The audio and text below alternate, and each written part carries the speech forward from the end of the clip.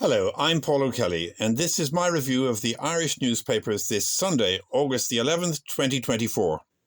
At least, that's what it was going to be, until I read something today that made me change everything, to concentrate instead on just one paper, in fact, on just one article. Now, I'll race through the rest of the papers in just a moment, but for now, bear with me, listen to this.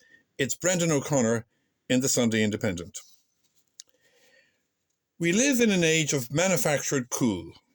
Cool is carefully curated and designed and pushed at us by various arms of capitalism, which is, to my generation, the very opposite of cool. But, he goes on to say, then a guy offers 2 Olympic champions a lift. I just might take you up on that. And you might pack your 2- and 3-time Olympic winning gear into the back of his car and take a spin.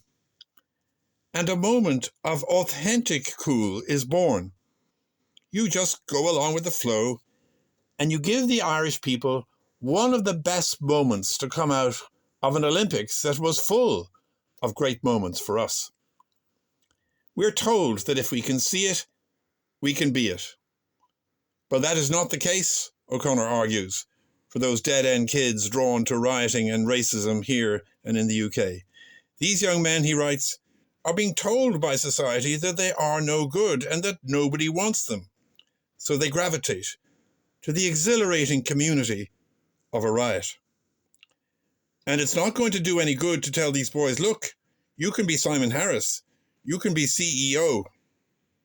But this last 2 weeks, we saw other stories for those boys, and maybe we learned a lesson about celebrating the effortless cool of discipline and commitment. Stories for boys who don't want to be masters of the universe. Now, I had planned next week to do a standalone spot where I made the case for the future of newspapers.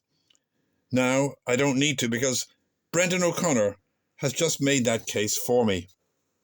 Where but in a newspaper would you get writing like that? Yes, the same words could fit onto a Kindle or a smartphone, but imagine trying to absorb the rhythm and subtlety of O'Connor's 800 words while surrounded by flashing banner ads and pop-ups for Viagra. No, Brendan O'Connor belongs in a serious medium like a newspaper. Now the rest of the news. The Sunday Times highlights the teacher shortage with over 400 vacancies in Dublin and more than 100 in Cork. Cuts in classes and unqualified teachers are, we're told, inevitable.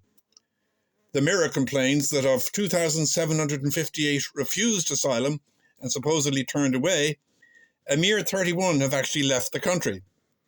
The same paper on page 10 has a horrendous account of the trolling and harassment suffered by the Social Democrat councillor Elisa O'Donovan. Page 7 of the Sunday World features one of their typically thorough investigations, this time of gang boss Daniel Kinahan. Patrick O'Connell reports that Kinahan is yet to pay up any part of the near $10 million judgment awarded to rival boxing promoter Moses Heredia. Heredia sued Kinahan, who had allegedly poached one of his star boxers. And the Irish Mail on Sunday leads with threats from the far right to disrupt the Ireland-England soccer match at the Aviva on September the 7th. Inside, on page 5, the Mail has a marvellous photo of the homecoming of the late Edna O'Brien, floating across Lough Derg to her final resting place on Holy Island. I was going to close as usual by urging you to run out and buy a newspaper, but if you don't get a paper every day, or even any day, I really must, in fairness, lay some of the blame on the other side of the printed page, on the shoulders of the journalists and the editors. Yes, they've given us Brendan O'Connor and several other real writers. Brenda Power in the Irish Daily Mail, Billy Scanlon's wit in the Star, the relentless crime team in the Sunday World, Paul Howard's immortal Ross O'Carroll Kelly in the Irish Times, and in that same paper, the incomparable political journalist Miriam Lord. But, ingrate that I am, I say to every Irish editor, that's fine. But it's not enough.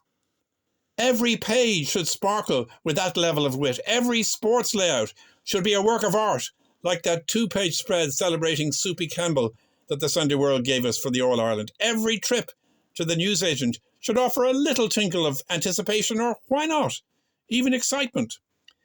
Pablo Picasso and Norman Rockwell used to illustrate the papers. Oscar Wilde, James Thurber, Walter Winchell and Miles Nagopoline used to write for them. Where are those writers now?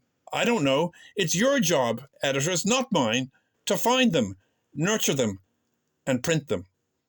So, editors of Ireland and of the world, do you want to survive? Keep giving us a reason. Keep giving me many reasons to say, look, you really, really cannot afford to miss what you'll find today and every day in your good-looking, brilliantly written daily newspaper.